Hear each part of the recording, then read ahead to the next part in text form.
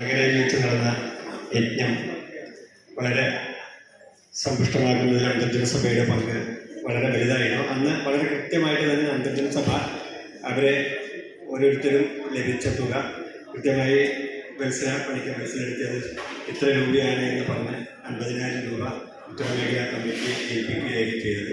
ആ സമയത്ത് തന്നെ ഉത്തരമേഖലാ കമ്മിറ്റി തീരുമാനിച്ചു. കാരണം ഈ യജ്ഞം ഉൾപ്പെടെ കഴിഞ്ഞ എല്ലാ പൂജാപഠനം പഠിതാക്കളുടെ സംഗമം സംഘടിപ്പിക്കുന്നത്, അതിന് നേതൃത്വം കൊടുക്കുന്നത് പൂജാപഠനം പഠിതാക്കളാണ്. അതിന് വേണ്ടി വരുന്ന ചെലവുകളെല്ലാം തന്നെ ഏറ്റെടുക്കുന്നത് പൂജാപഠനം പഠിതാക്കൾ തന്നെയാണ്. ഈ അവസരത്തിൽ ഒരു കാര്യം കൂടി എനിക്ക് ഈ സദസ്സിൽ പറയാം. അതായത് ഈ യജ്ഞമായിട്ട് മുന്നോട്ട് പോകുന്ന ഈ സമയത്ത് ഈ കഴിഞ്ഞ ദിവസം ഒരു പഠിതാവ് ഇന്നവിടെ വന്നിട്ടില്ല, 2ാം ബാച്ചിൽ നിന്നുള്ള ഒരു പഠിതാവാണ്. വലിയൊരു സാമ്പത്തിക കഴിവൊന്നും ഇല്ലാത്ത ഒരു സാധാരണ ജോലിക്കാരനെ പഠിതാവ് എന്നെ വിളിച്ച് പറയുകയാണ്, ശ്രീരാമൻ എനിക്ക് ഇന്നത്തെ ഈ 23 ഡിസംബറിലെ യജ്ഞത്തിന് വരാൻ സാധിക്കില്ല, എനിക്ക് എന്നാൽ കഴിയുന്ന ഒരു തുക 10,000 രൂപ ഞാൻ സമയത്തിന് അയക്കുന്നുണ്ട്.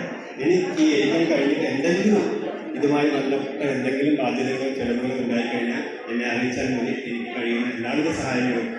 സൂചിപ്പിച്ചത് ഈ യജ്ഞം എല്ലാം പൂജാപഠനം പഠിതാക്കളുടെ നേതൃത്വത്തിലും അവരുടെ ഇതിലുമാണ് നടന്നുകൊണ്ടിരിക്കുന്നത്. അതുകൊണ്ട് തന്നെ 2023 യജ്ഞവും അതായത് 2022 യജ്ഞം അവർ തന്നെ നടത്തിയിട്ടുണ്ട്. അന്ന് അന്തർജനസഭ സ്വരൂപിച്ച തുക അന്തർജനസഭയ്ക്ക് തന്നെ അവരുടെ ആചാര അനുഷ്ഠാനങ്ങളെന്ന പുസ്തകം അത് വലിയ ചെലവുള്ളതാണ്. അതിൻ്റെ ഡാറ്റകളൊക്കെ നമ്മൾ ഓൾറെഡി നമ്മുടെ കയ്യിലായി കഴിഞ്ഞു.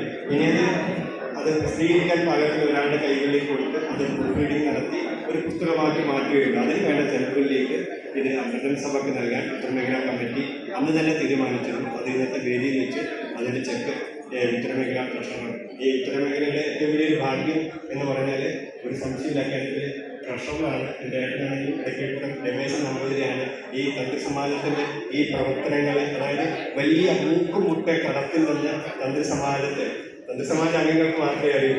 ലക്ഷങ്ങളുടെ കടത്തിൽ നിന്ന് പഴയ ആൾക്കാർക്കൊക്കെ അറിയാം. കടത്തിൽ നിന്ന് ഒരു വലിയ സാമ്പത്തിക നിലയിലേക്ക് ആ കടങ്ങളൊക്കെ തീർത്ത് ഒരു ഭദ്രതയിലേക്ക് കൊണ്ടുവരുന്നതിൽ വിസ്തരമായ പങ്കുവഹിച്ചത് ചിട്ടയാർന്ന പ്രവർത്തനങ്ങളിലൂടെ ഉത്തരമേഖലാ ട്രഷറാണ്. ഈ അവസരത്തിൽ ഉത്തരമേഖലാ ട്രഷറോടുള്ള നന്ദി കൂടി രേഖപ്പെടുത്തുകയാണ്. അന്തർജനസഭയിൽ നന്ദി, നമസ്കാരം.